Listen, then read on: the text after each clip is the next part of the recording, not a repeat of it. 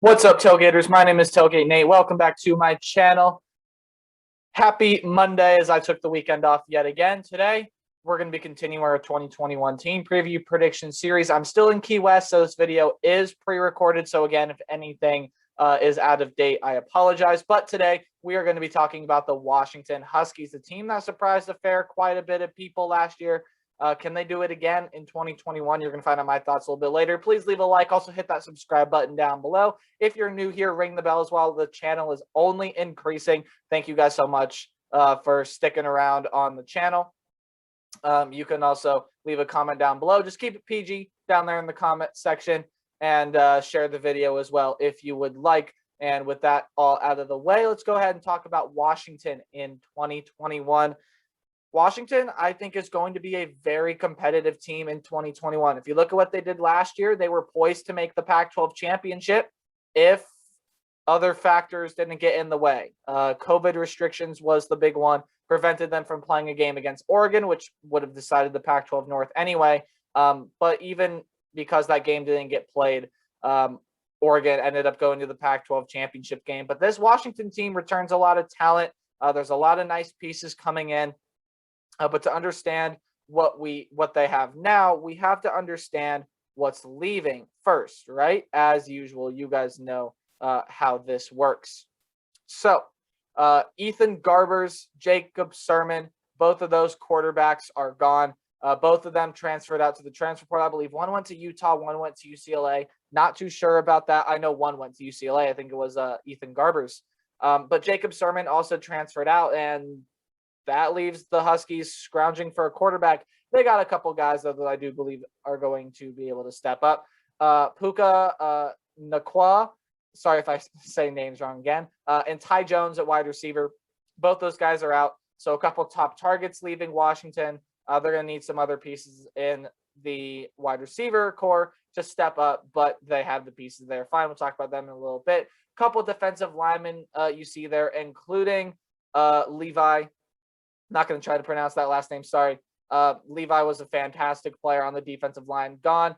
Joe Tryon, a leader on the defensive line. In the linebacking position, he's gone. And then a leader in the safety position in Elijah Molden, gone as well. So defensive talent leaving Washington. It's going to make you wonder how good this defense is going to be this year. Although I feel like the Huskies are going to be just fine on both sides of the ball, as they have some fantastic players, which we're going to look at now, because as the saying goes, it's not about what you lost, it's about what you have. They did get the #1 overall rated, I believe, pocket passer in the class this year in Sam Huard. And if Sam Huard can come out, start, and be electric, this Washington team has the potential to be fantastic. But just in case, they did get a transfer from Colorado State named Patrick O'Brien, a seasoned veteran. My opinion, at least, he'll be the starter for the first game at least. Sam Huard might come into that starting role later this year. Right off the bat, I probably see it being Patty O'Brien. But again, Huard could start this season easily.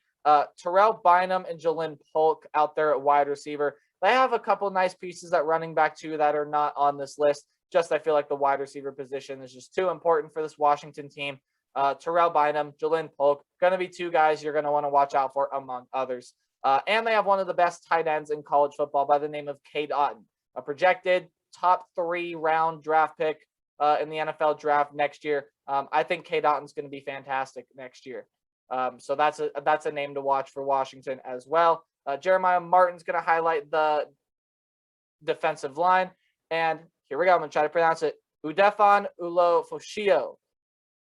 Again, probably didn't say that right. But Udefon, linebacker, he's going to be fantastic. He might be one of the best linebackers in the country. Also got Zion Tapula Fatui there at linebacker as well. Brendan Radley-Hiles and Trent McDuffie are going to highlight the defensive back, especially Trent McDuffie, I think, is going to be the leader there in that secondary. So overall, a very talented Washington team coming off a very good season last year for the limited number of games that they played.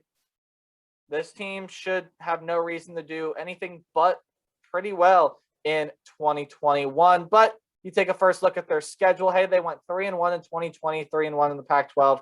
second in the Pac-12 North, of course, behind Oregon, technically first, but yeah. And then didn't play in the bowl game again due to COVID concerns. Hey, I'm talking about some games more than others. They're more interesting matchups. To me, if it gets highlighted in green, it's a win. If it gets highlighted in red, it's a loss. You guys know the drill. Without further ado, let's go ahead and talk about Washington in 2021. They opened the season with Montana. Montana's losing a couple transfers this year. Ultimately, a pretty good FCS team, but again, it's an FCS team compared to one of a team in the top half of the FBS. Washington should be able to get a nice win against Montana in week 1. And then it's the tricky road game on the road against the Michigan Wolverines. And this is going to be a hard game. In the Big House, I believe it's going to be the first game back in the Big House. Probably not. I think Michigan's first game is a home game as well.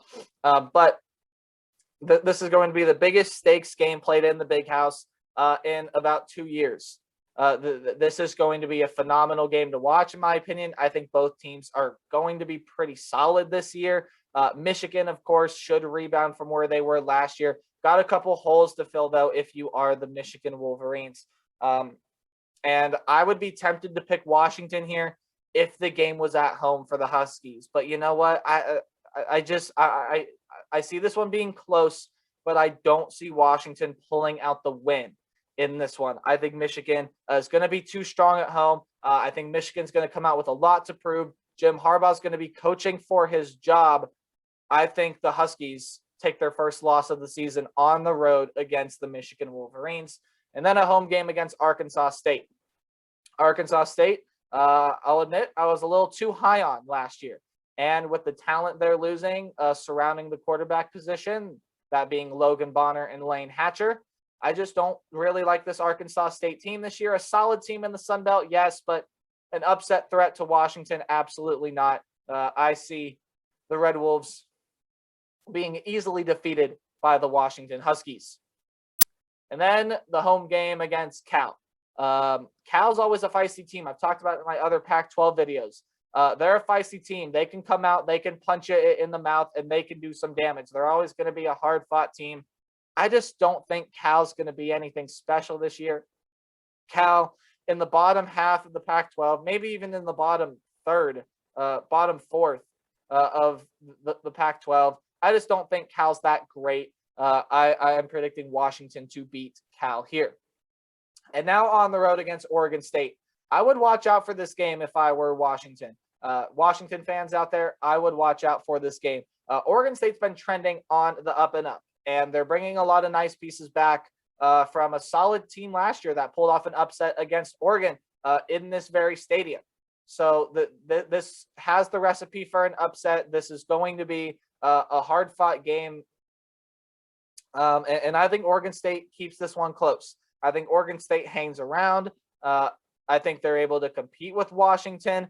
But all in all, I do see Washington pulling this one out towards the end.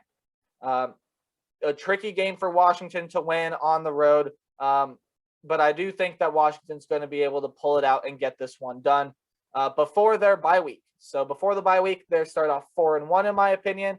And now they get really into the meat of their Pac-12 schedule because right after they have to play UCLA.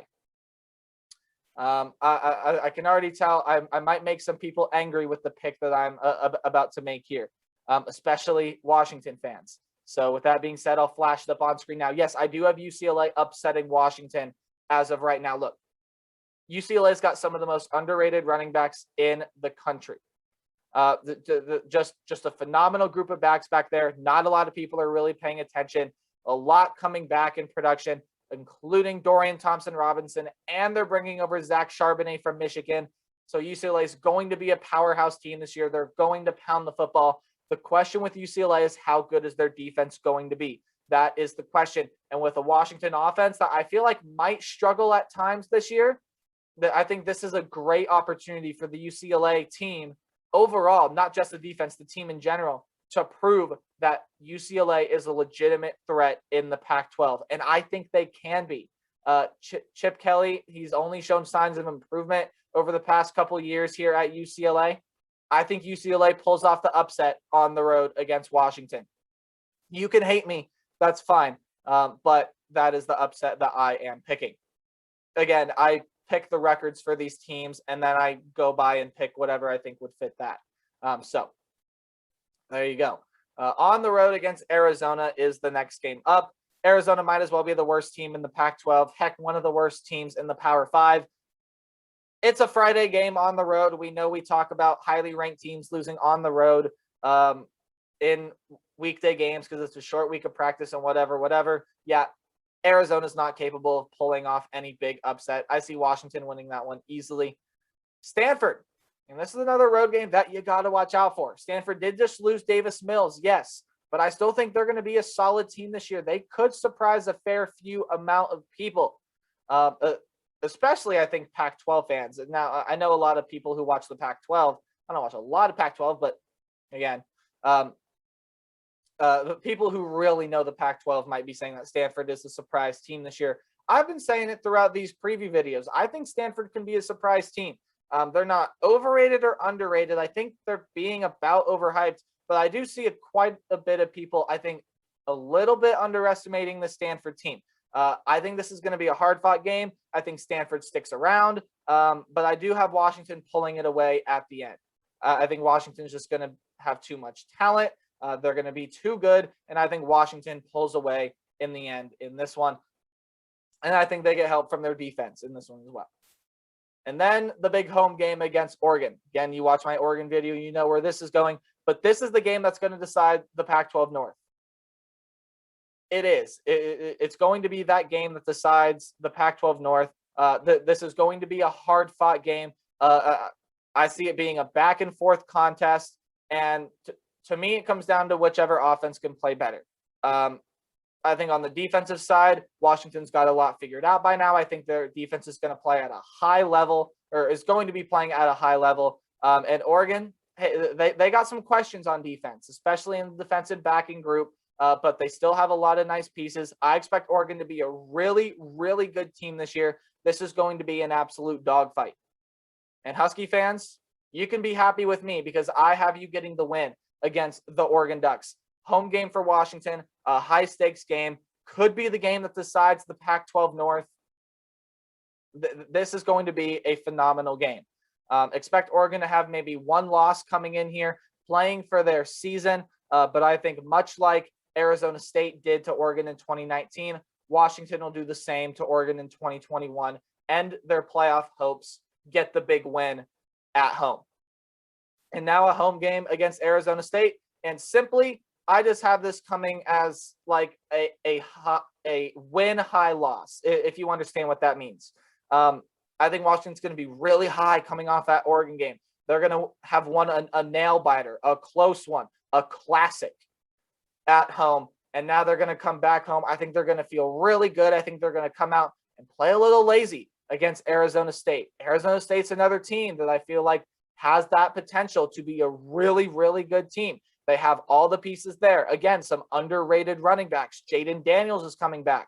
I know they're losing Frank Darby, but they still have nice pieces on wide receiver. Lots of pieces on the defense coming back, including a stellar defensive lineman in Merlin Robinson, which I think is going to cause havoc on the offensive line of this Washington team.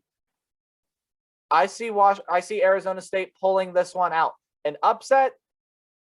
No, I don't think I'd consider this one an upset. I think it's going to be a hard-fought game. Washington might end up being favored, but at the end of the day, I see Arizona State being the better team on the football field come this week. I have the Sun Devils beating the Huskies. But you know what?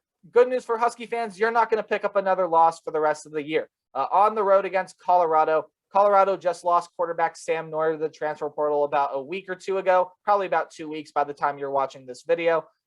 Maybe a little bit more. Colorado's not going to be anything special. Yes, they surprised people last year, but now having to replace a quarterback and all the pieces they lost, I mean, they have some solid running backs and defenders, including Jarek Broussard at running back and Nate Landman at linebacker, but nothing special is going to happen in Boulder, Colorado this year. And then Washington State, again, one of the worst teams in the Pac-12. Still have Max Borghi there at running back, could score some points for the Cougars, but I don't see this one being particularly close. The Apple Cup, I do have going to the Huskies yet again in 2021. And with that, 3 games are highlighted in red, and that means I have the Huskies going 9-3. Now, when you look, they get a lot of their tough games at home. In fact, I'd say they get most of their tough games at home. At home against UCLA, at home against Oregon, and at home against Arizona State. So it's interesting to see what Washington might do this year, because could they win all 3 of those games? Yes. And could they beat Michigan? Yeah.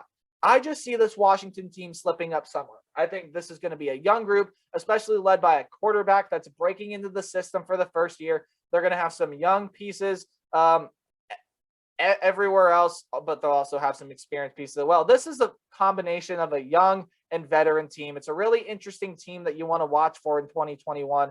I just have a feeling this team is going to go 9-3 again. I pick the records and then I pick the games. And you already know, if you watch my Oregon video, I had Oregon losing that game.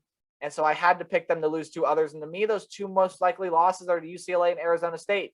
UCLA's got the recipe to pull off some upsets this year, and Arizona State is just going to be another solid team in the Pac-12 next year, or at least they should be. And that Michigan game is going to be hard to play on the road. Best case scenario is 11-1, and worst case scenario for me is 7-5. Again, some road games that you got to watch out for as well for Washington. And that's going to do it for my 2021 preview on the Washington Huskies. Hey, if you guys enjoyed, please leave a like. Also consider subscribing if you're brand new to the channel or you enjoy my content. I'm uploading college football content a whole lot this summer. You want to be sure you stick around. Tomorrow, we're going to be looking at the Ole Miss Rebels. You can leave a comment down below. Tell me your thoughts on the video. Just keep it PG. Remember to play hard, but tailgate harder. Again, tomorrow are the Ole Miss Rebels. Goodbye.